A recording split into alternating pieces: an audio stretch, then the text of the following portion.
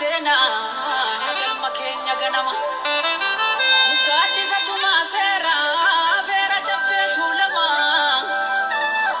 eegumaan si tiksina nutis kaane tokkummaa kanaafi gurbaa barataa mooyyaadhaa ereegame booree baafata ilmi guddifachaan as galee maaf nutti ta'a silmi gudeedhaan hin dhalanne kanaaf saba ukkuraa osoo Oromoo ta'ee maaliif biyya gurgura dadamma gilakki Oromoo bahaadhiyaa walitti dhaame amantii kutaa waliin qottoodhiin biyya si dhuunfatte yaalagaa dadamma gilakki Oromoo bahaadhiyaa walitti dhaame amantii kutaa waliin qottoodhiin biyya si dhuunfatte yaalagaa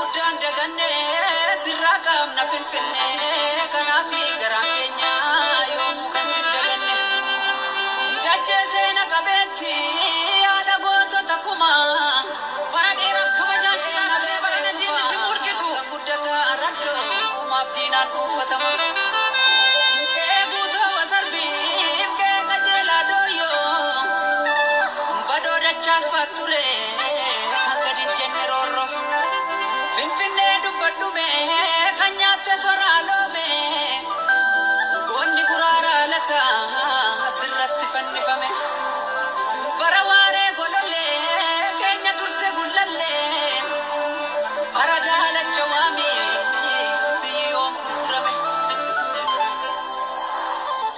maaster bilaani jedhanii sanyii si dhuguuguuf malaani oromummaa keenyaaf waan tokko taane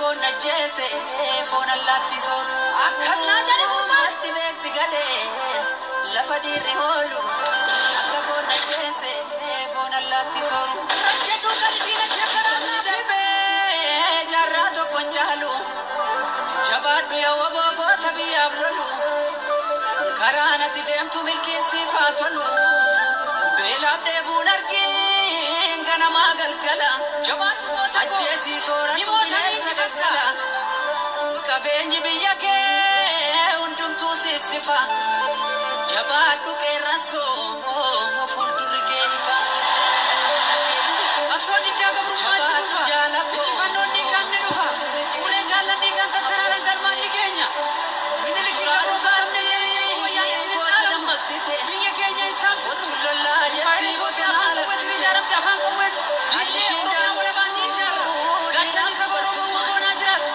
akka Oromiyaa fi Oromiyaa falma hin lakkifnu beelaa fi jirbeeffannu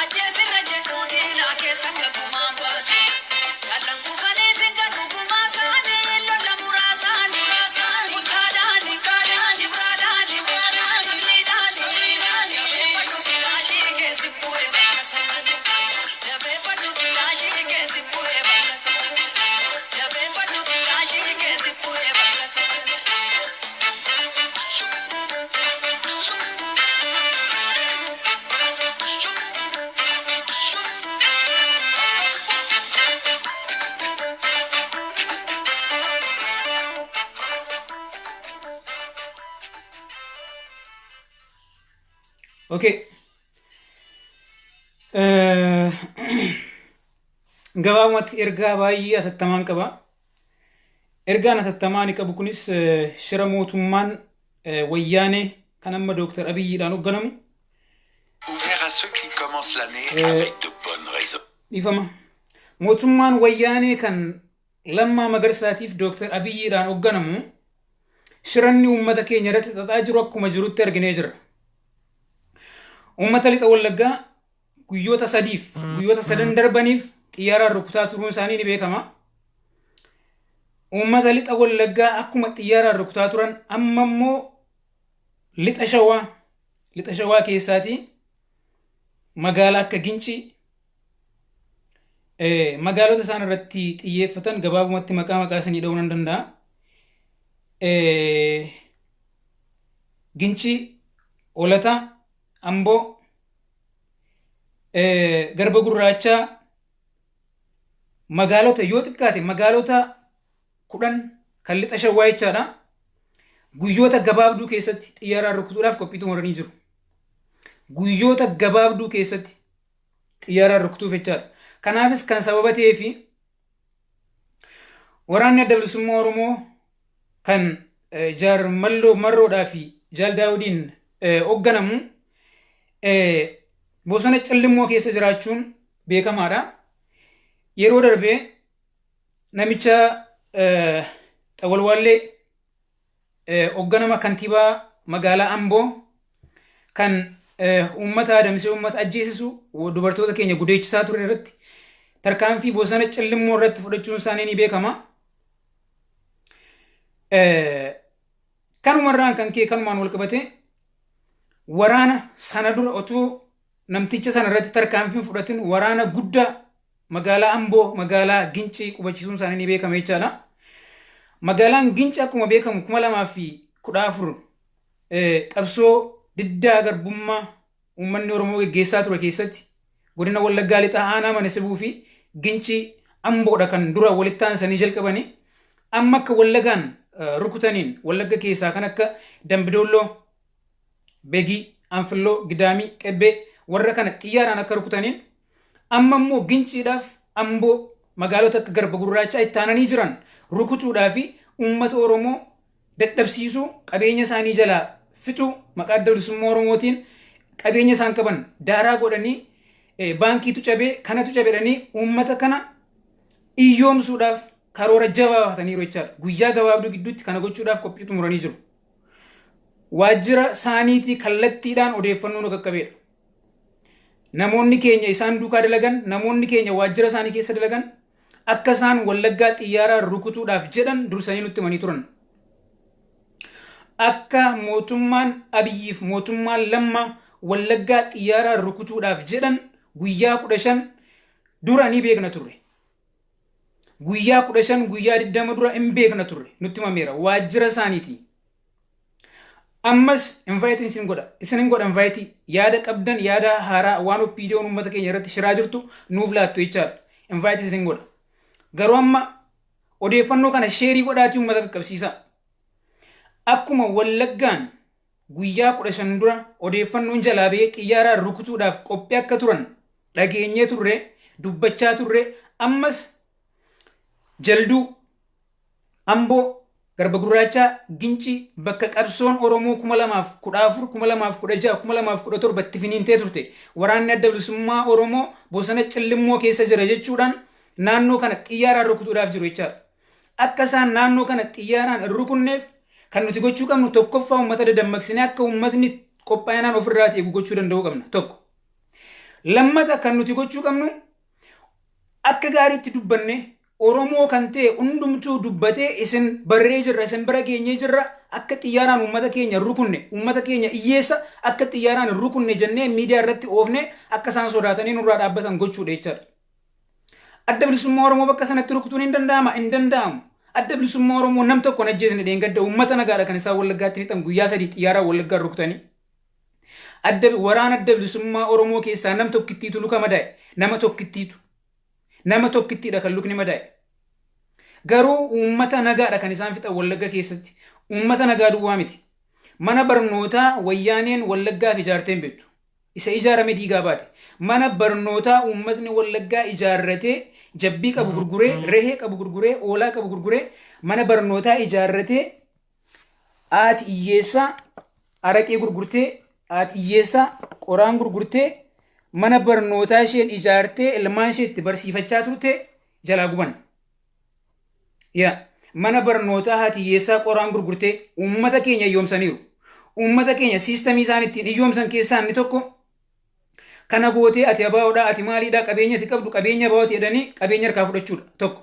Lammata lafa bunaa isaan qabaniif lafa boqqolloo isaan irra qotatan xaa'oo sobaatti kennanii xaa'oo kijibaa itti kennanii xaa'oon sun lafa gubee balleessa buna gubee balleessa waan isaan facaafatan gubee balleessa waggaatti aanutti lafa harkaa fudhatu jechaadha uummata keenya harkaa gatii xaa'oo kaffaluu dadhabdanii lafa harkaa fudhatu. Akkasittiin uummata keenya burjaajessanii uummata keenya iyyoomsaa ba'an. Warri wayyaanee wajjin ta'anii kana gochaa turan lammaaf abiyyi keenyadha. Lammaaf abiyyi keenya warri kana gochaa turan. Ammas wayyaaneen nurraa deemnaan qeerroon jabaatee wayyaanee ofirraa fonqolchinaan isaan wayyaanee kan biraa diktaatir ta'anii uummata keenya xiyyaaraan tumuu jalqaban jechaadha. Tumaatiin uummata keenya xiyyaaraan tumuu kuni shawwarraatii guyyaa murtaa'e gidduutti Wallaggarraatii gara Shawwa Lixaatti ol dhufa jechaadha. Amboo dhufa. Boofti sitti marmeetu si ciniina. Boofti sitti marmeetu si idda.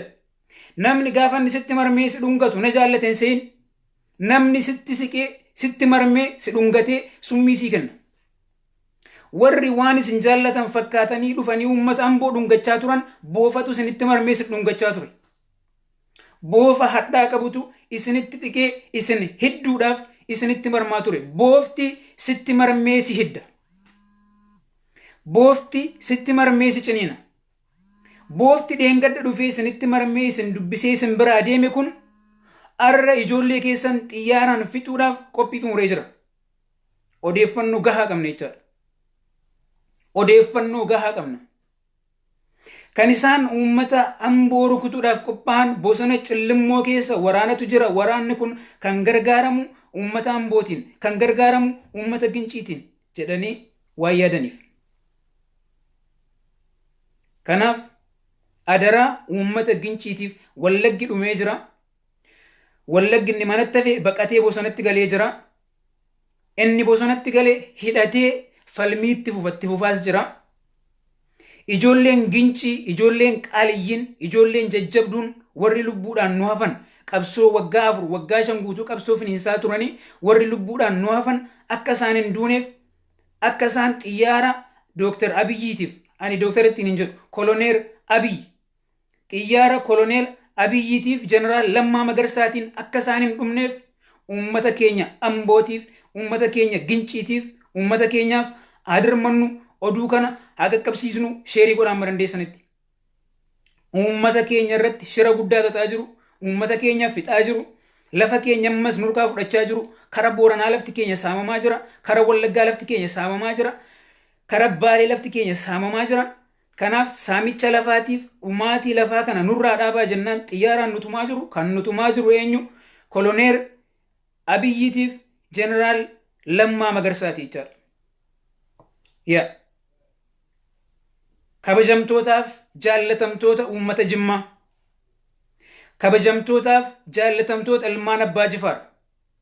Waamicha Oromummaan qabuun isiniif dhiyeessa. Dogoggora Abiyyi gochaa jirutti ittiin gaafatamina. Dogoggora kaleessa Muktaar Kadir godhee hundumti keenya wal duukaa taanee balaaleffanne. Abiyyi ilma maccaati. anis ilma maccaati. Abiyyi dabaa inni waggaa 27 wayyaanee wajjin ta'ee hojjechaa ture hundi keenya ni beekna. Lammaan ilma maccaati. Dabaa lammaan uummata Oromoo irratti gochaa tureef gochaa jiruuf uummanni Oromoo Wallaggaatti hin gaafatamu. Kan itti gaafatamu Lammaa Magarsaati. Waamicha atattamaa ani uummata Jimmaatiif dabarsuu barbaadu yeroo namni waa'ee Abiyyi dubbatu adaraa keessan gadi baatanii akka gandummaatti akka waan biraatti waa'ee Lammaa waa'ee Abiyyiin dubbatina. Waamicha uummata Jimmaatiif kabajamtootaaf jaallatamtoota ijoollee Jimmaa, kabajamtootaaf jaallatamtoota Shanangibee, kabajamtootaaf jaallatamtoota ijoollee Baajifaar. Waan kaleessa Muktaar Kadir uummata Oromoo irratti dalageef kan itti gaafatamu Muktaar Kadir malee uummata Jimmaa miti. Tumaa kaleessa guyyaa sadiif Abiyyiif Lammaan uummata Wallaggaa irratti raawwataniif kan itti gaafatamu Lammaaf Abiyyi malee uummata Jimmaa miti. Kabajamtootaaf jaallatamtoota uummata Jimmaa. Magaalaan keessan isin hirkan jirtu sirriittan beeka qaamaan hin beeka. Magaalaa Jimmaa keessaa reestooraantiin jiru, hoteelli jiru, manni jiru, suuqiin jiru, yuunivarsiitiin jiru, kolleejiin jiru kan naftanyaati. Uummati Jimmaa baay'ee nama gaddisiisa jireenya inni magaalaa Jimmaa keessa jiraatu. Kottaa seenaa isinittan himaa tokko tokkoon waa'ee Jimmaa. In qabdan waan hundaa keessaa isin baasanii jiru. Waggaa 27 wayyaaneen dhiibdee Jimmaa yuunivarsiitii bakka inni itti ijaaramee jiru, Jimmaa kolleejii bakka inni itti ijaaramee jiru sirriitti beeka. Uummatni keenya Jimmaa magaalaan keessatti nagadatee jiraatu markaatoo Jimmaa abiddaan gubanii daashin baankii bakka markaatoo Jimmaatti bakka dubartiin keenya shunkurtiidhaaf qullubbii gurgurattee shunkurtiif qullubbii borooshii irra dhaabdee gurgurattee ittiin ashaboo bitattee galtu abiddaan jalaa gubanii warri daashin baankii Tigraay achirra dhaaban Lammaaf Abiyyiidha. Lammaaf Abiyyiidha. Kanaaf badii Abiyyi isinirratti dalage utuu iji keessan hin argin gandummaadhaan yookaan dogoggoraan yookaan hubannoo siyaasaa dhabuudhaan kaatanii waan dubbatina. Kaatanii mormina. Adda bilisummaa Oromoo deeggaraa isiniin jechaan jiru. Magaalaa Jimmaa keessatti uummanni Jimmaa gahee tokko hin qabu. Anatu beeka. Anatu beeka qaamaan. Uummanni Jimmaa iyyoomee garanaan magaalaan Jimmaa isa gahee jira. Laga Booyyee gahee jira. Laga Booyyee kara Finfinnee deeman. Amma laga Booyyeetti Oromoon Jimmaa buqqahee badee jira. Garanaan Saxoo Meedaa gahee jira. Saxoo Meedaa irratti hundi keessan beektu. Bataskaana maaramii ijaaran. Lafa isin silaa fardatti guluftan, lafa isin farda keessan itti yaafattan, lafa isin shonkoraa dhaabbattanii irra nyaachaa turtan, irraa gurgurachaa turtan. Yaa uummata Jimmaa isiniinan jedha. Saxoo Meedaa isin hirkaa fudhatanii bataskaana maaramiitu irratti ijaaramee jira. Kuni sobamoo dhugaadha. Ijoolleen Jimmaan faayitii fudhadhaa seenaa. Fudhadhaa seenaa isin hin beekaa rakkoo isin keessa jirtan. Abidda isin qabatee jiru hin beektan. Rakkoo keessa jirtan hin beektan. Gaafa namni waa'ee Abiyyi dubbatu Abiyyi irraa hin falmina. Abiyyi rakkoon uummata Oromoo irratti dalagaa jiru Oromoon waggaa 100tti keessaan bo'o Miniliik afaan Oromoo dubbatu Koloneer Miniliik afaan Oromoo dubbatu ittiin jedheera. Yaa Koloneer Miniliik afaan Oromoo dubbatu Abiyyi. Lammaan kan akka Abiyyi. Koloneer Jeneraal Lammaa kan Wallaggatti dhalate kan afaan Oromoo dubbatu.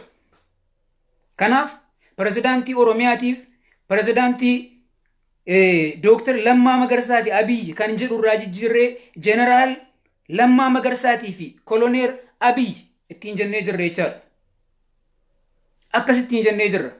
Ijoolleen Jimmaa adaraa rakkoo gurguddaa keessa jirtu lafa keessan falmadhaa. Jimmaa yuunivarsiitii irraa kaasee amma galma Baajifaaritti bunatu jira ture. Boqqolloo qotattu turtan. Xaafii facaafattu turtan. Dinnicha dhaabbattu turtan. Amma Jimmaa yuunivarsiitii irraa kaasee amma gaara jireen gaara Baajifaaritti Jimmaa kolleejjii ol darbee ilmi Oromoo tokko jiraannaan as bayaa dubbatu. Ilmi Oromoo tokko hin jiru. Ilmi Oromoo tokko hin jiru. Yaa Jimmaa yuunivarsiitii bukkeetii kaasee amma gaara Baajifaaritti amma jireenitti anatu beeka. Amma mana mootummaa Baajifaaritti jechaadha. Amma mana mootummaa Baajifaaritti Oromoon Jimmaa buqqahee lafarraa badeera hin jiru. dhugaa keessan falmadhaa haqa keessan falmadhaa personally nama dhuunfaatiif hin falmina. Abiy Ahmed sooressa yoo barbaade Ameerikaa jiraata yoo barbaade Maarsii irra jiraata. Ummati Jimmaa garuu buqqee lafarraa badeera. Dhugaa jirutu kana didaatii gaditti liqimsa. Waa'ee adda bilisummaa Oromoo miti kanan dubbachaa jiru. Waa'ee shanee miti kanan dubbachaa jiru. Waa'ee dachee Oromoo dhumaa jiruutiif dachee Oromoo ciccitee gurguramee dhumaa jiruutiif waa'ee ilmaan Oromoo buqqaa jiraniiti kanan dubbachaa jiru.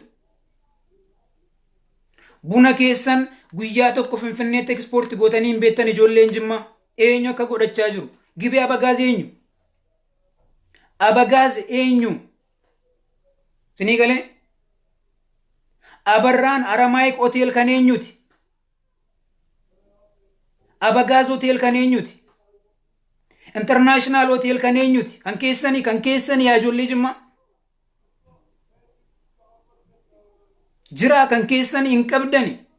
Buna keessan ekspoortii hin gootani. Shaayee, gumarroo shaayee, wish shaayee Jimmaa keessatti oomishama. Ummati Jimmaa gumarroo shaayee guyyaa guutuu dugdarratti alguffaa baadhatee akka ittiin baara cilas keessa buusaa olee birrii 10 kaffalamaaf birrii 20 kaffalamaaf kanaa jireenyi keessan. Kana akka ittiin jiraachuu barbaaddu. Kan kanas hin dhorkate Oromoo miti. Lammaadhaaf Abiyyiidha kan kanas hin godhe. Lafa keessan isin harkaa fuudhee lafa isin shonkoraa dhaabbattan isin harkaa fuudhee Orommaaf kennee kan kanas hin godhe lammaadhaaf Abiyyiidha. Eeyyee. Kanaaf adaraa waa'ee personally Abiyyi falmachuu dhiisaati yookaan badii har'a Abiyyi gochaa jiru badii Abiyyi balleessaa jirutti itti gaafatamummaa fudhachuu dhiisaati. Dachee keessan falmadhaa. Lafa keessan deeffadhaa. Lafa keessan isa sin jalaa dhumaa jiru falmadhaa.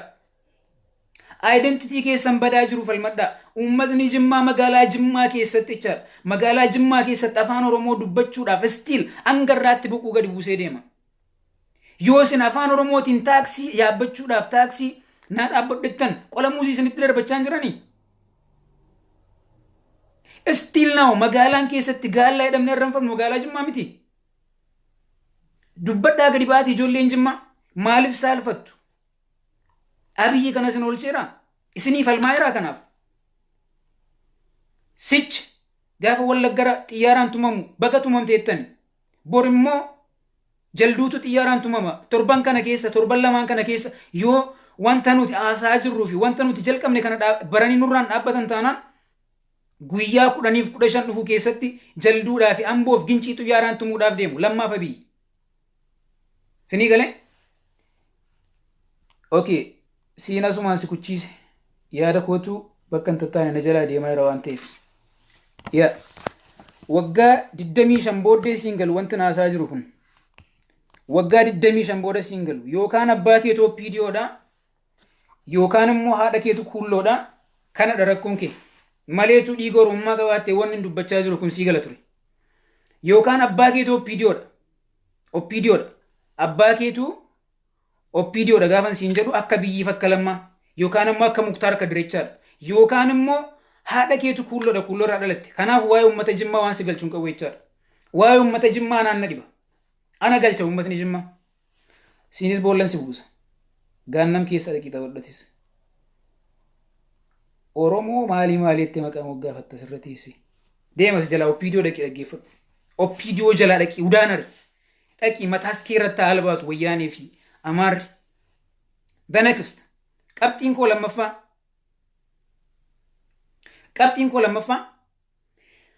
Waraanni G7 waraanni Gimboo Sabatti gaafa biyya galu amma inni ture beektu jechaadha. Guyyaa guyyaatti every single day waraanni leenjifamee itti dabalamaa jira. Leenjii waraanaa fudhatee ji'a 2 ji'a 3 waraanni itti dabalamaa jira. Siinis boollan si buusa sumaan deemi. Deemii wayyaanee dhaggeeffadhu. Nan dhaggeeffattu haasaan akkanaa kun siif malu siif. Haasaan akkanaa kun siif hin malu. Guyyaa guyyaatti waraanni G7 leenjifamaa jira. Guyyaa guyyaatti bobba'aa jiru. Gaaffii isaan Lammaaf Abiyyiin gaafatan keessaa inni tokko isinii wajjin taane adda bilisummaa Oromoo rukunnee balleessinaati carraa nuu kennaadha. Gaaffii isaan adda bilisummaa Lammaadhaaf Abiyyi gaafatan keessaa tokko. kottuu carraanuu kennaa isinii wajjin taane adda bilisummaa Oromoo rukunnee dhabamsiisna carraanuu kennaa jedhaniitu Lammaaf Abiyyi gaafatan jechaadha. Lammaaf Abiyyiin gara jalqabaa waan humna qaban itti fakkaatee lakkin ta'u hin goonu haa jedhan malee guyyoota muraasa kana keessatti tole ittiin jechuu eegalaniiru jechaadha. Waraana ifaa ifatti akka isaan leenjifatan dheengadda guyyaa 3-4 fuuldura waraana 500 leenjisanii akka isaan magaalaa keessa oofaa turan argitaniitu. Waraana 500 leenjisanii magaalaa walakkaatti eebbisiisan. Sinis sin kuchisiisa. Tokko irra si darbeera si beekaa waanan si beekuufan si dhiisa sheemma. Yoo abbaa kee yookaan obboleessa kee PDF dalagatee dhimma keeti. Personally waanan si beekuufan si dhiisa. Sin kuchisiisa taanse. Okay. Waraanni 500 dheengadda leenjifame kan eenyuti? Kan G7ti, kan Gimboo 7ti jechaadha. Waraanni Gimboo 7 ji'a 2 ji'a 3 yeroo tokko eebbifamaa jiru kun maaliif eebbifamaa jira? Oromoof yaadeeti? Oromoo fayyada? Oromoof dhaabbata? Oromoo bilisoomsa? Moo Oromoo garboomsa? Oromoo garboomsa moo Oromoo bilisoomsa? Kanaaf lammaadhaaf Abiyyi diil godhanii jiru jechaadha. Lammaaf Abiyyi diil gochuu isaanii ragaa yoo barbaadan jechaadha. Gorsituun isaanii tokkoffaan Biraanuu Naggaa ta'uun proof adda baafadha. Gorsituun isaanii tokkoffaan አማካሪ የመንግስት አማካሪ ቀንደኛ አማካሪ ብርሃኑ ነጋቲ ስኒገለ ሌንጮን ፋኩ መጅራንቲ ታኔ ይቻል ሌንጮን ፋ ኤኙፋ ጅቦሮ ማቀባተኒ ቢሳን ጅበደብሉ ሱማ ኦሮሞ ቀባተኒቲ ሌንጮን ፋ ፓርቲ ለነመ ቢየት ገለን ከማልፋ ኤኙፋ ኦሮሞ ራጅበት እኮ ይቀባተኒ ሚቲ ገሩ ጅባ አደብሉ ሱማ ኦሮሞቲ ከኒሳን ኦፒዲዮ ጀለሲነኒ አንጓርገቹዳፍ አመልቡን ጅራተኒቲ ዲዲተተኒ ውጥፈተኒ ቁፋ ኦፒዲዮ መቃፍ ሰገሌ ኦፒዲዮቲን ቁፋ ሰገሌ ወረን ቀምኒቻ ሰገሌ ኦፒዲዮቲን ቁፋ ወረ ጅራቹ በርባደኒ G7 ingaro tokkoffa wayyaanii jalal seenanii OPDO jala seenanii mataa ol qabachuudhaaf soddootii isaanii jala soddaa jala seenanii mataa ol qabachuudhaaf garaan gotti dhufu barbaadu. Erga garaan gotti dhufanii paartiin Oromoo amma ammaatti biyya Amaaraa keessa dhaqee dorgome hin jiru they can't survive hin dandeessu dhattee dorgomu. Paartiin Gimboo 7 G7 Adaamaa keessatti Buraayyuu keessatti Baalee keessatti Arsii keessatti Asallaa keessatti waajjira dhaabbatanii qabsoodhaaf qophaa jiru filannoodhaaf. Mee paartii Oromoo OPDO dabalatee include OPDO dabalatee paartiin Oromoo kan naannoo Amaaraa keessa dhaqee dorgomuudhaaf qophaa'e tokko jira. Moo'ichi asirraa jalqaba. Injifatamuun asirraa jalqaba. Paartiin Amaaraa keessatti dorgomu Oromiyaa keessaa maal hojjeta dhufe? G7 maal hojjeta Oromiyaa keessaa dhufe? Afaan Oromoo babal'isuufi, seenaa Oromoo babal'isuufi, aadaa Oromoo babal'isuufi, eenyummaa Oromoo babal'isuufi, dachee Oromoo kabachiisuufi. Kanaafi lammaaf Abiyyi jibbaa adda bilisummaa Oromoo Gimboo 7 yookaan immoo G7 of jalatti guddisuun maaliif barbaachise? Maaliif? Intaa nu baastii, nu deebisistii, kasaaraan qabu. Borittin gaabbinu bor nun dadhabsiisu bori sakaleessaatti nun deebisu boofa ta'anii itti marmanii niddanii akka lammaaf Abiyyi nu godhan boofti sitti marmee si iddaa nama sitti marmee hundumaa waan si jaallate sitti hin fakkaatin si idduuf sitti marmaa siin jedheera siniin jedheera sileeroon jalqabu jechaadha. Lammaadhaaf Abiyyi ummata ambootti marmanii ummata amboo dubbisaa turan dhungachaa turan kan isaan sitti marmaa turan si hidduudhaaf boofti sitti marmee si hidda. Egalee G7dhaaf the same thing Biraanuu Naggaa sitti marmee si dubbisuudhaaf fuula gaarii si kennuun sitti siqee si hidduudhaaf OPDO mataa ishee jechaadha. Kana jechuun ko OPDO dalagaa isheen jibba malee akka paartii Oromootti jibbu. Dalagaa isheen jibba jechaadha. Amma urkitanii nu keessaa baatan uummata dheengadda rasaasaan utuu uummata kan isin uummata Harargee gootan never ever in irraanfannu barabaraan ummata miliyoonii tokkoof qabxii 5 miliyoonii tokkoof walakkaa buqqistan ummata booranaa kan isin gootan boorana kan aannan malee bishaan namaan kennine beelisitanii buqqistanii iyyoomsitanii kolaastanii akkas gootanii taphattan ummata wallaggaa nama barate keessa fixaa turtan keessa paartii keessan keessa warra jiran leechaadha warra paartii keessan keessa jiran kan akka pirezidaantii Oromiyaa duraanii ajjeesaa turtan tokko tokkoon ammas sanumatti jirtu imbeesifattan ji'oota 3 4 5 7 darban kana arraba babbareechattanii akka namni isin jaallatuuf akka namni isin deggeruuf nutti gadi baatanii nu fakkaatanii dubbachaa nuti isin deggeraa turre arra garuu gaafa isin Amaaree dhachiisaa Oromoo irraa qawweektan Oromoon lakki Amaara irraa siiki Tigree irraa siiki sana booda nurraa eegisiniin jennaan soddootii keessan irraa qawweekuu waan hin barbaanneef gadi baatanii Oromoo rasaasaan utuu hin ta'in xiyyaaraan tumtan gaafa kana urkitanii nu keessaa baatan jechaadha urkitanii akka urkaatti nu keessaa baatan tinii galee akka urkaatti akka dafqaatti isin dhiqanne jechaadha akka dafqaatti akka urkaatti isin dhiqanne tinii galee tasabbaata isaanutti deebi'uu hin dandeessan Oromoon yoomiyyuu taanaan arras boris barabaraan Oromoon hin bilisooma in argitu teessanii arguudhaaf jirtu jechaadha dookumentariin isin hojjettan forever in hojjetu dookumentariin keessan tasuma baata isaan hojjetu eessayyuu ga'uu hin dandeessan dookumentarii sobaa hojjechaa jirtan kanaan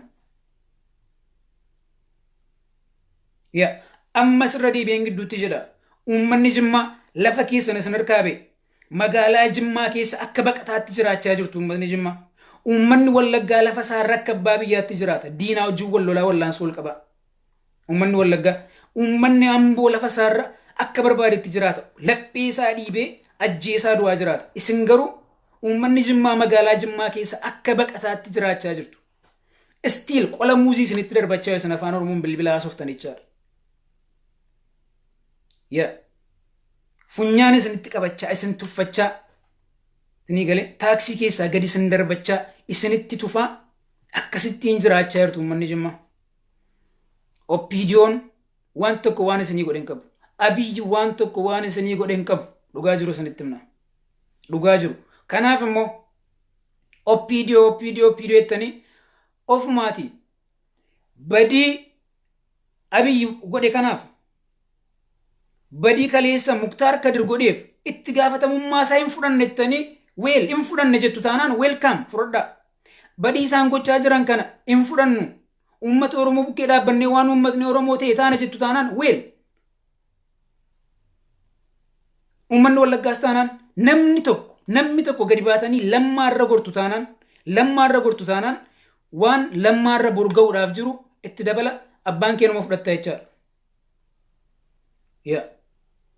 abbaan lammaa wajjin taate waan uummata Oromoo xiyyaaraan tumu kana koloneeraa fi jeneraala uummata Oromoo xiyyaaraan tumaa jiran kana cina dhaabbattanii isaanii wajjin taatanii waa dubbachuu barbaaddu taanaan Wallagga taate Jimma taate Boorana taate Arsii taate mootummaa xiyyaaraan uummata keenya fixu kana cina dhaabbattee waa jetta taanaan namticha sana wajjin itti gaafatamta kan itti gaafatamtu akka biyyaatti tuun ta'in akka nam tokkeetti wal arguudhaaf jirra hundi keenya uummatni xiyyaaraan tumamee biyya kamiyyuu teellaatti deebi'een beeku uummata Indii argineerra uummata Afrikaa kibbaa argineerra uummata Liibiyaa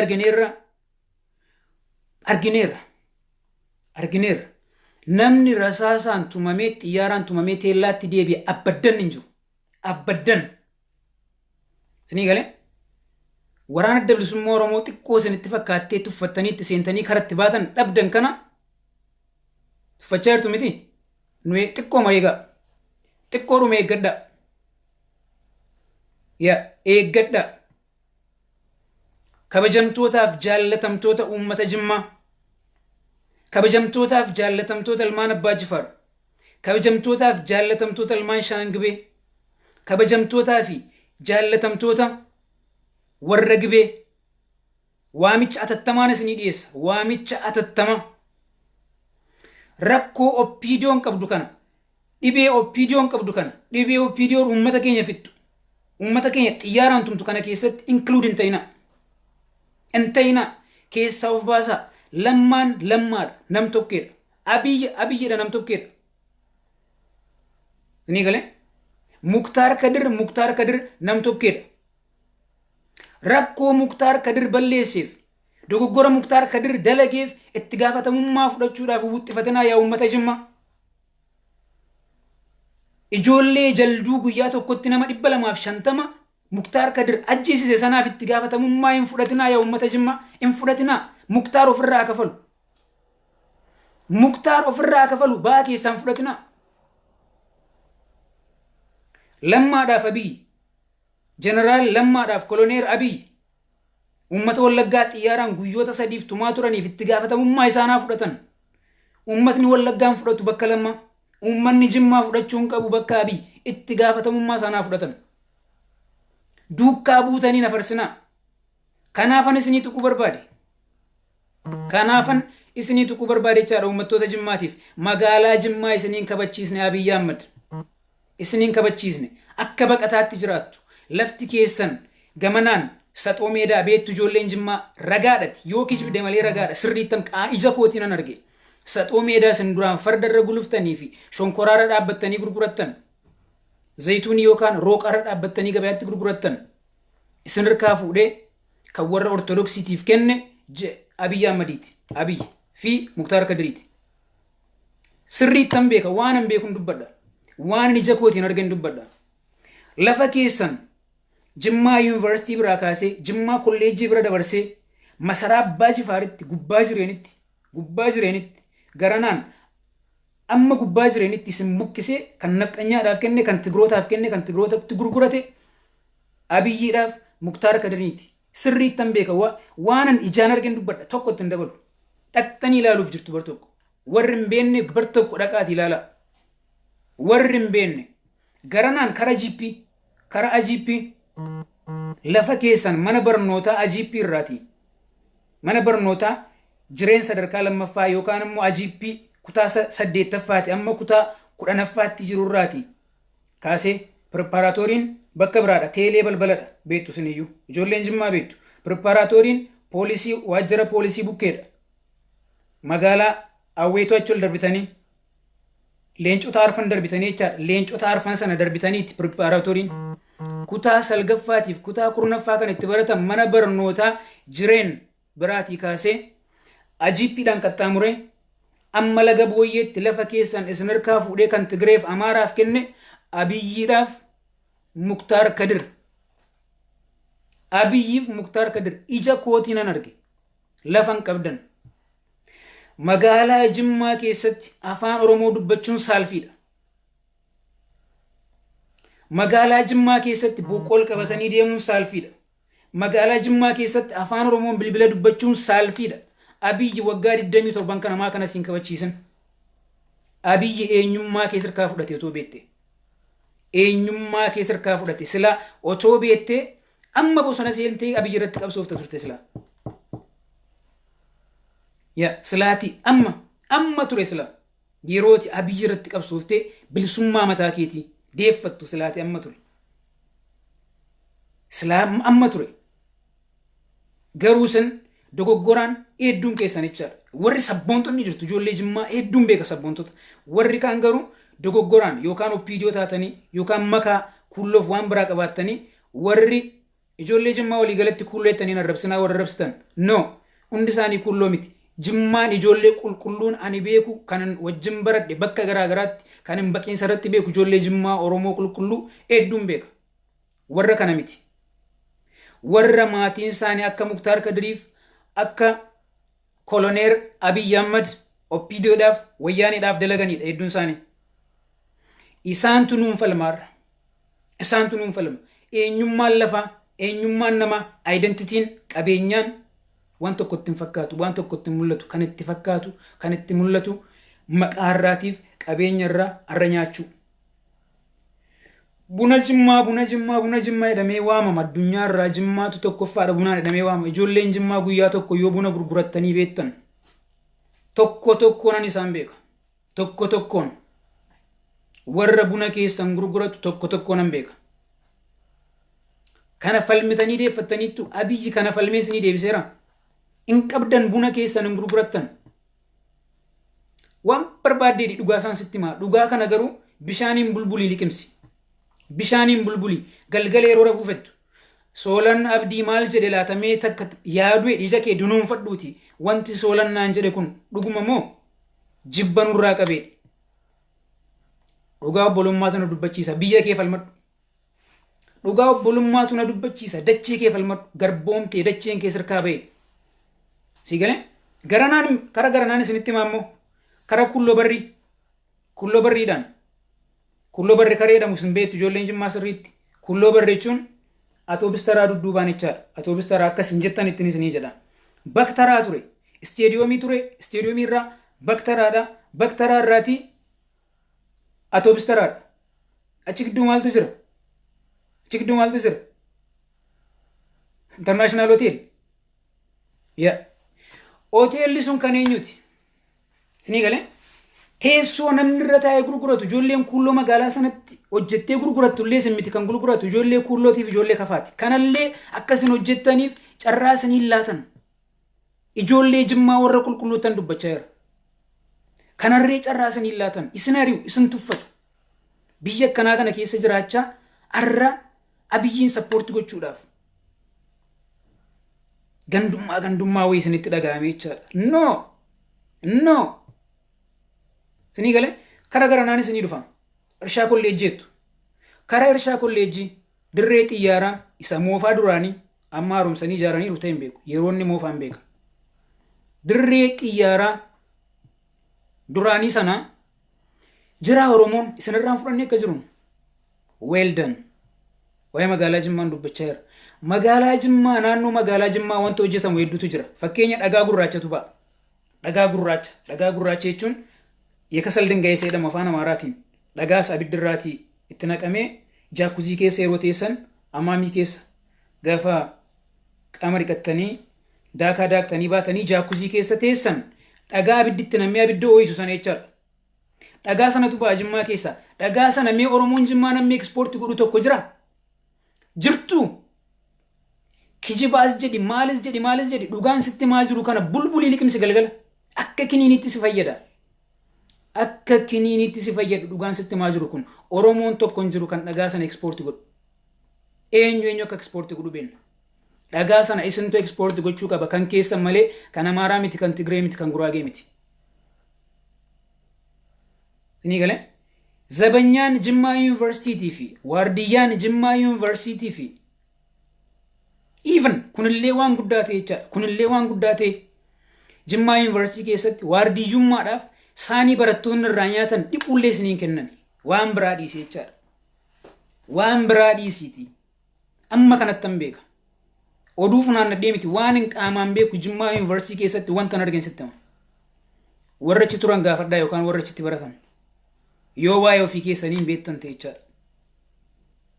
Isinii galee kana hunda kan isin godhe Abiyyiitiif Muktaar Kadiriisin arra mataatti baattan kanadha. Warra mataatti baattan kana jechaadha. Dogoggortanii never ever ijoollee Jimmaan arrabsinaa. Ijoolleen Jimmaa warri dhugaatti falmachaa jiran, warri dhugaatti qabsaa jiran jiru. Warri kaan warri maallaqaan maaliin burjaajaanii garatti gora wallaalan jiru. Isaaniin gorsaa ittima. Akkuma bakka kaan jiru immoo Amaarri jira, Tigreen jira, Kulloon jira. Isinii galee fakkeenya gaarii isiniif haa ta'u. Daashin baankiin Tigrootaa markaatoo keessan isin jalaa gubanii bakka haati keessan baadiyyaatii dhuftee dinnichatti gurgurattee ashaboo bitattee galtu san isin jalaa gubanii bakka sana irratti daashin baankii kan Tigrootaa ijaaruun isaanii fakkeenya gaarii isiniif haa ta'u. Achan jira gaafa sana. Isinii galee barataa yuunivarsiitii kan foorii cufe gammachiis mucaa Dambidolloo gaafa duukaa bu'anii inni bishaan daakuudhaaf gara sarbootti gadi buunaan duukaa bu'anii gaafa bishaan keessatti ajjeesan achan jira. Ijoollee yuunivarsiitii hiriira nagaa baanaan isinis duukaa buutanii ijoollee Oromootummaa turtan waraanni magaalaa sanaa gadi yaa'ee elektirikii shiboo elektirikii rasaasaan kutee ijoollee irratti lafaan dha'aa ture. Gaafa mucaa Dambidolloo kan 4 cufe yuunivarsiitii sana keessaa 4 cufee kan eebbifamu mucaa Dambidolloo gaafa ajjeesan jechaadha. Gammachiisiin gaafa ajjeesan. Isinii galee eenyutu ajjeese? Eenyutu ajjeese? Kanaaf dammaqa ijoolleen Jimmaa dammaqa harka qullaa jirtu. Oppiidiyoon isin barsiistee sammuu keessaa waan qabdan. Maallaqa isin saamtee lafaa waan qabdan. Kiisiin keessan duwwaa. Lafa keessan isin jalaa gurgurattee lafaan qabdan lafti keessan duwwaa. Magaalaa Jimmaa seentarii keessaa namoota qubaan lakkaaman naannoo Jimmaa Yuunivarsiitii completely gajjallaatii kaasee jechaadha. Qociitii kaasee amma Jimmaa kolleejitti amma gubbaatti faarmaasii Oromoo tokkittii duwwaa jira. Faarmaasii Obbo Kamaal. Isaaniyyuu nama Ilubbaa Boorii dhufanidha. Isaanuu nama Jimmaa miti. Faarmaasii Kamaal deemaa ilaalaa warri beektan. Warra amma Jimmaa jirtanis sheerii godhaafii dhaqanii ilaalanii faarmaasii tokkittiitu jira. Bitaan kan Tigree, mirgaan kan Tigree, Oromoon tokko hin jiru. Oromoon tokko hin jiru. Abiyyii fi Muktaar Kadirati jettu kanallee siin goone akkati mana shaayii fi mana buskuttii tokko banattuufillee gaafa kontiinariin bitaaf mirgaadhaan iramu lafti sun cicciramee iramu achan jira. Abiyyii fi Muktaar Kadir ati jettu kun kanallee Oromoo tokkoof hin kennine. Amaaraaf Tigreetti gurguratan. Dhugaa kana bulbulii dhugi. Bulbuliitii dhugi dhugaa kana. Hin qabdan. Nama isinii hojjetu tokko iyyuu hin qabdan. Ofii keessanii amma hojjetadhaadha kan isinii jechaa jiru. Wallagga dhufee siifaa hojjetuu miti. Shawaan dhufee siifaa hojjetuu miti. Booranni dhufee siifaa hojjetuu miti. Yookaan siyaa dammaqsuu miti. Ofii keetii dammaqi yaa ijoollee ilma Jimmaa isa qulqullu. Yaa ilma Jimmaa isa qulqullu. Yaa ilma Abbaa Jifaar isa qulqullu. Ilma Shanan Gibee isa qulqullu. Amma dammaqiitii hojjetadhu. Isadha kan hin sitti maaru. Isadha kan hin sitti maaru. Yoo Wallaggaatti rakkoo tokko argite natti himi. Yoo Harargeetti rakkoo tokko argite itti himi. Yoo Booranatti rakkoo tokko argite itti himi. Kana dhalaa qorichi nuti waliif kennan. Bulbuleen dhugatuu isheen natti dhooftu. Dhugaa rakkoo ani qabu. Otoo lafti koo saamamuu yoo hin callise. Otoo dacheen koo gurguramuu yoo hin callise. Otoo dhugaan koo jallatu yoo hin callise. Otoo maatiin koo du'anii yoo hin callise. Natti mi bulbuliiti ciniinnadheen dhugaatuu isheen natti dhooftu. Otuu isheen dhooftuun ilaa ciniinnadhee akka koosootti dhuga. Dhugaan dhugaa dhaga. Dhugaan garaanan ciniintu. Si galee yoon sobaan si jaalladhe boran si jibba garuu yoon dhugaadhaan si jaalladhe arra yeroo sobaatti si jibbu malee gaafa naa galte sin galateeffadha sin jaalladha. Kanaaf dhugaa jirtu kana ciniinnadhu liqimsi sheerii godhaa ijoollee Jimmaa dhageessisaa. Ijoolleen Jimmaa dammaqanii lafa isaanii afalmatanii lafa isaanii adeeffatanii. Lafa isaanii adeeffatanii harka qullaa jiru obbolaan keenya. Kan kana isaan godhe kan ijoollee Jimmaa kana godhe Muktaar Kadiriif Abiyyi. Koloneer Abiyyiitiif Muktaar Kadir lafa magaalaa Jimmaa keessa jiru hunda gurguratanii fixanii qotee bulaa magaalaa Jimmaa keessaaf naannoo sana jiru hunda buqqisanii fixanii uummatni Jimmaa magaalaan Jimmaa duwwaadha. Afaan Oromootiin dubbachuun Oromiyaa keessatti bakki inni itti saalfii ta'e amma ammaatti Jimma. Finfinnee jechaadha bara Finfinnee kan biraa. Finfinnee kan biraa. Buna keessan ekspoortii gootaniin beektan dhagaa. Kan baay'ee na yaaddessee jechaadha. Gumarroo shaayii fi wushwushaayii gaafa naqee argeedha. Lafti gumarroo shaayii fi wushwushaayii irra dhaabbatee jiru shaayiidhuma dhugnu kana bar baala shaayii qixal shaayii kan jedhamu. Lafti baalli kun irra dhaabbatee jiru ijaan ilaalteen fixxu. Akka itti gaafa ilaaltudha akka itti wal qixxaatee ila akka itti wal qixxaatee iji kee gamanca'u. Iji kee gamanca'u jechaadha. Kana keessa dubartoota Jimmaatu dugdatti guuboo baatanii guuboo leemmanarraa dhaabamu kana qarkaarraa qarkaa jettu sin leemmanan jettanii. Qarkaan Amaariffadha by the way malee Oromiffa miti. Oromiffisaa leemmana dhasumaan bara. Leemmanatti guuboo baatanii dugdatti diratanii ciranii laa akkas gochaa oolu. Guyyaa guutuu akkasittiin dhaabbachaa oolanii abbaan qabeenya kanaa Amaaradha. Guyyaa guutuu akkasitti dhaabbachaa oolanii jechaadha. Birrii yeroo sana birrii 7 kaffalamaaf birrii 7. Namtichi garuu shaayii ashagamtuu ishee tokkittii duwwaa meeqaan gurgura. Shaayii ashagamtuu ishee tokkittii. Sinii galee? Kanaaf dhugaan hin hadhoofti.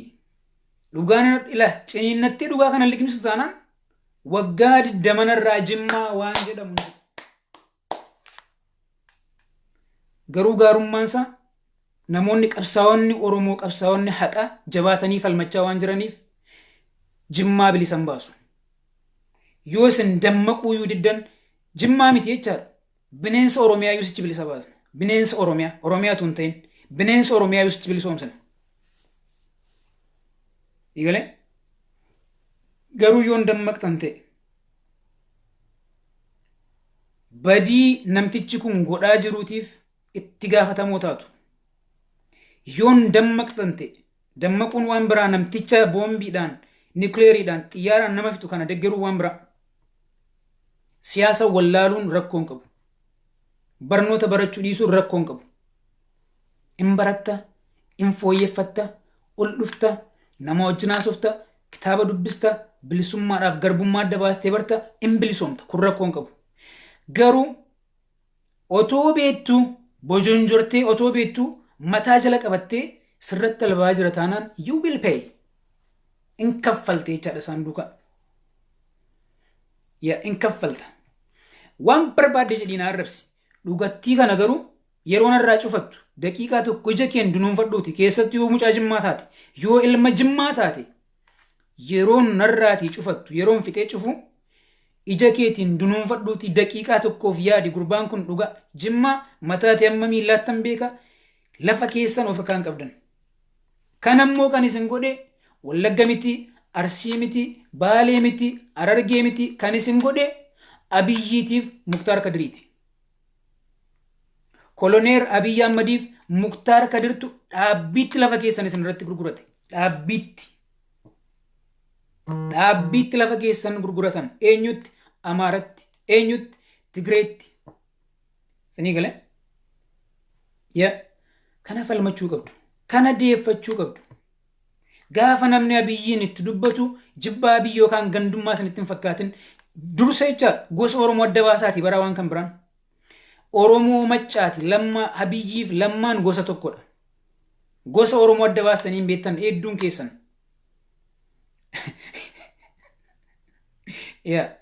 Abiyyiif lammaan gosa tokkodha. Garuu nuti gosummaa waan jibbinuuf dhugaa irratti dipeend ta'aniiti kan dubbachaa jiru. Dhugaa irratti waan Jimmaan dhabaa jiru tokko tokkoon itti himaa jirra. Jimmaan waggoota 27 kana keessatti maal dhabe? Maal argate? Waan argate tokko hin qabu. Oromoon inni kaan afaan Oromoo shakashaka haasaa yoo xiqqaate isin still now still hin jirtan.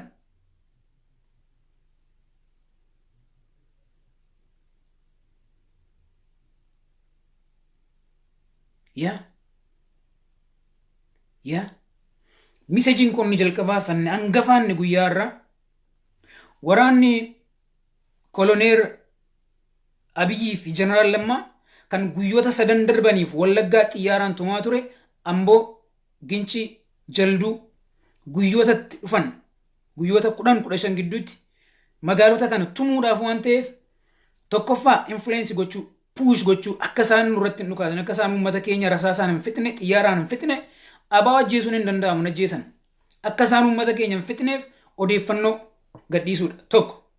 Inni lammataa uummata jalduutti manii akka inni qophaa'ee ofirraa qolatu gochuudha. Akka inni ofirraatii qolatu gochuudha. Isinii galee? Kana booddee mootummaa wayyaanii wajjin waan mootummaa wayyaanii nu bixxilte wajjin ergamtuudhaaf jala deemtuu wayyaanotaa kan waggaa 27 wayyaanii baachaa turte amma immoo G7 mataatti baachuudhaaf G7 jala deddeemtu kanaan lammata gargar fixannee jira. Gargar fixanne.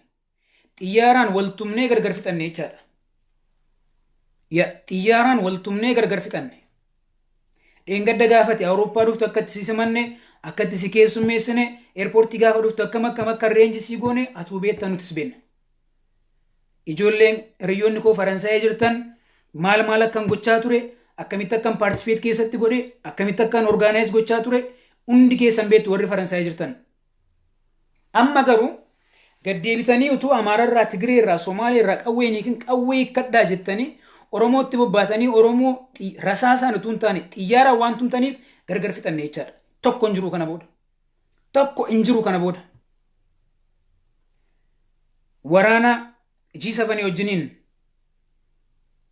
qubeelaa gochaa jirtu. Fuudhaaf heeruma raawwachaa jirtu. Oromootti dhukaasuudhaaf G7 wajjin hojjechaa jirtu. Isin bira geenyee jira. Isin bira geenyee jira. Adda bilisummaa Oromootti quba buusuu hin dandeessan kan isin gubuudhaaf deemtan xiyyaaraanis taanaan, taankiidhaan taanaan, moortaraan taanaan, waan barbaadaniin taanaan kan isin gubuudhaaf deemaa jirtan mana barnootaa haati Oromootti ijoortee ijaarratte sabbata ishee hiitee jabbii qabdu gurgurtee re'ee qabdu gurgurtee lafa qabdu gurgurtee ijoolleen koo baratanii re'ee naa bitu laata jettee mana barnootaa aatiyyeessaa ijaarratte kana xiyyaaraan gubuu deemtu. Kana gubuu deemtu akkuma Dambidollootti gubdan, akkuma Begiitti gubdan, akkuma Gidaamitti gubdan. Qabeenya Oromoo mana barnootaa Oromoo manni barnootaa iyyuu hin jiru. Ijoolleen keenya filxii irra teessee baratti. Nama keenya iyyoomsitanii mana barnootaan ijaartanii fi hospitaalaan ijaartanii fi filxii isaan muka falaxanii irra tatta'anii baratan kana jalaa gubuu deemtu. Kana seenaatu sin gaafata jechaadha. Kana seenaatu sin gaafata. Ijoolleen Jimmaa waan Abiyyi dalage kanaaf Abiyyi duukaa buunetti itti gaafatamna jettanii yaaddu taanaan sammuutti yaaddan isintu beeka, isiniif anniisa. Garuu ijoolleen Jimmaa kanatti yaaddu hin jirtu. Sabboontota baay'een beeka Jimmaa keessa. Sabboontota baay'een beeka jechaadha. Isinii galee? Sabboontota baay'een beeka. Warri oppiidiyoo taataniif oppiidiyoo jala lixxanii abashoota jala lixxanii lafa Jimmaa Abiyyiidhaaf Muktaar Kadirii wajjin gurgurachaa turtan ammallee gurgurachaa jirtan dabarsitaniis gurgurachuu barbaaddan. G7 wajjin taatanii Oromoo gadi qabdanii isaanii aangootti ol fiddanii isaanii wajjin taatanii Oromoo kolneeffachuu warri barbaadan jiraannaan isiniif milkaa'u. Isiniif hin milkaa'u. Tasuma abbaa tasaa never ever hin milkooftanii hin joorinaa. Hin milkooftanii hin joorinaa. Tasuma waan hin taanedha. Tasa abbaa tasaa. Oromoon qophaa'ee isinirratti baree soba keessan didee isinirraa fudhachuu tasuma hin danda'u jechaadha. Tasuma. Isinii galee? Sanaaf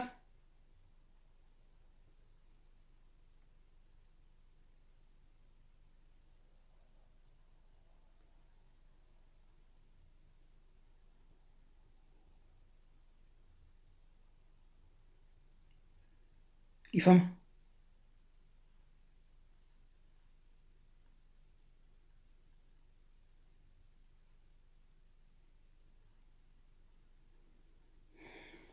Kanaaf dammaqaa invite ijoollee Jimmaa keessatti ijoollee Jimmaa tu jiraatanii dubbatanii baay'inatti tola. Ijoollee Jimmaa invite ergadhaa ijoolleen Jimmaa dubbachuu dandeessu. Warri kaanis dubbachuu dandeessu jechaadha. Amma san invitation ergattanitti warra keessa viidiyoo taanan gaan namitti erga jechaadha.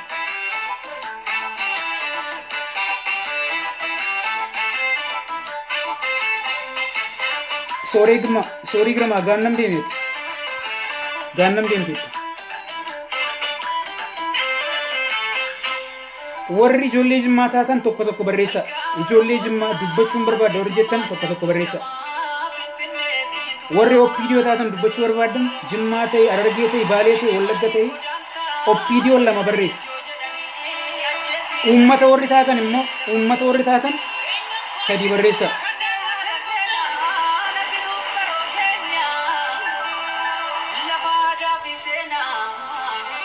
Invaayitiin kennin jecha jiru miseensonni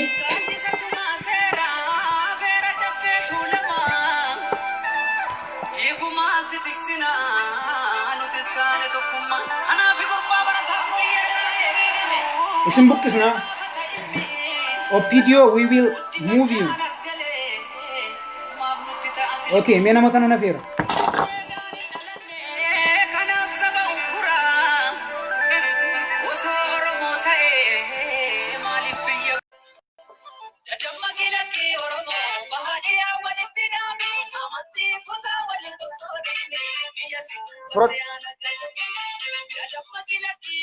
Kamera ke naannis sepeetti simsee.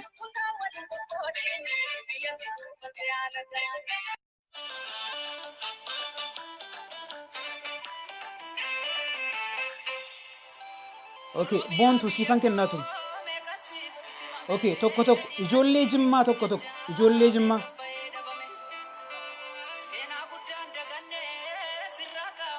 Ijoollee Jimmaa rakkoo keessa jirtan rakkoo guddaatu jira waan ta'eef isin ibsuun barbaada. Kaameraa kee walabummaa kaameraa kee asirgi.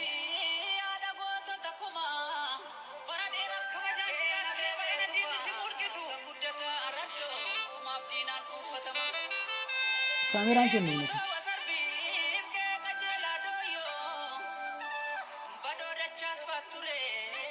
Baysen walabummaa baysen.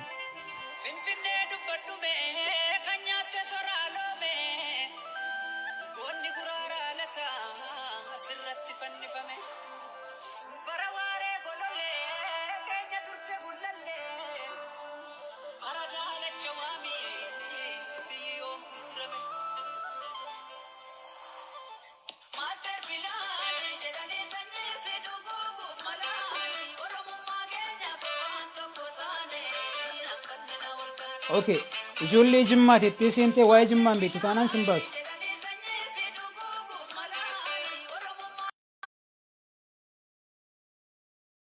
Waa'ee Jimmaa namoota hedduu caalaa nan beeka ijoollee Jimmaa waan ta'eef Oromiyaa nan beeka. Kanaaf ijoollee Jimmaa taanaan sin baasu tokkitti.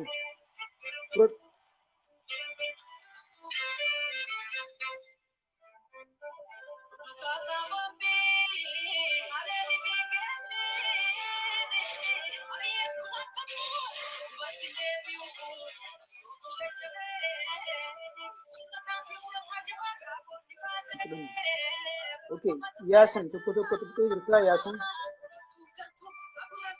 Okay, Yasin miti. Yes, Jimma. Yes, Jimma.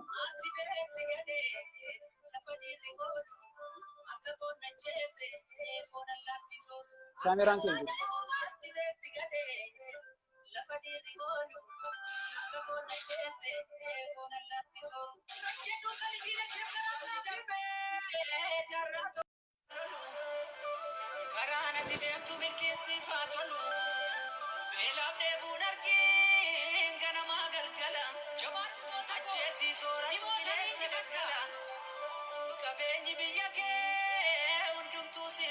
Muzeer.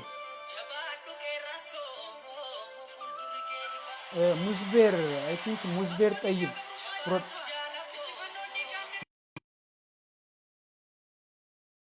Tayyib, ijoollee Jimmaa miti taanaan sin baasa. Waa'ee ijoollee Jimmaati.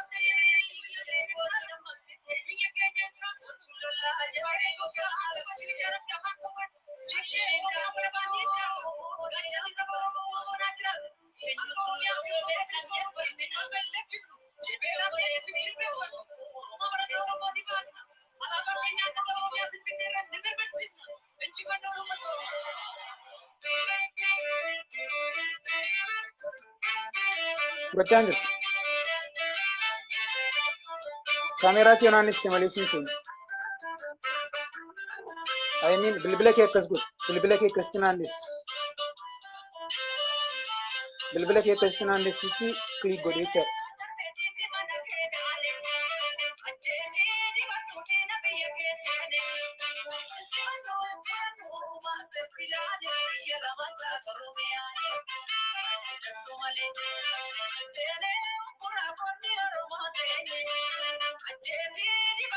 Itoophiyaa wallaaf afaan Oromoo waan beektu natti hin fakkaattu. Kanaaf sin hawwisiin bicha irra waan ta'eef.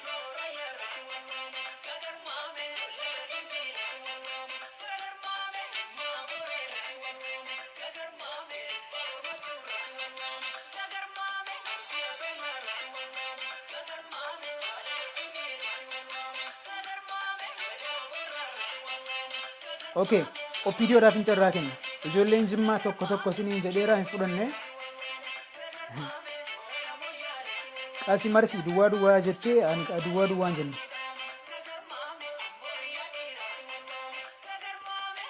Okay. Itoophiyaa laaf maalati? Ati oppiidiyoodha moo ijoollee Jimmaati moo?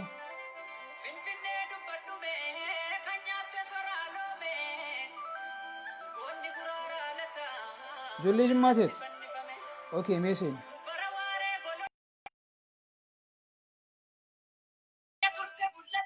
Sen Ethiopia lab sen yega jolle Jimmaa taati.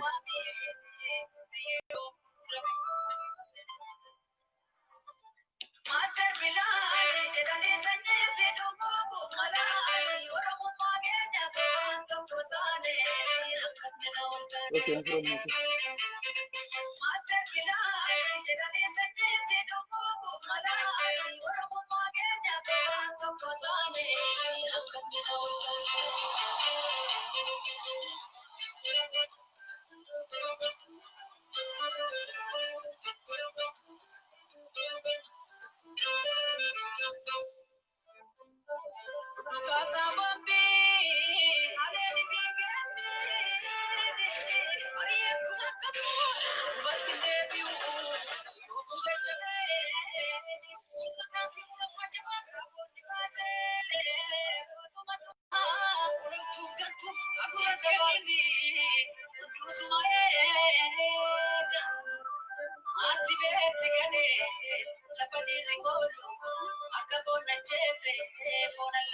Ethiopia lab yeroo lama si ergisee nu dandeenye.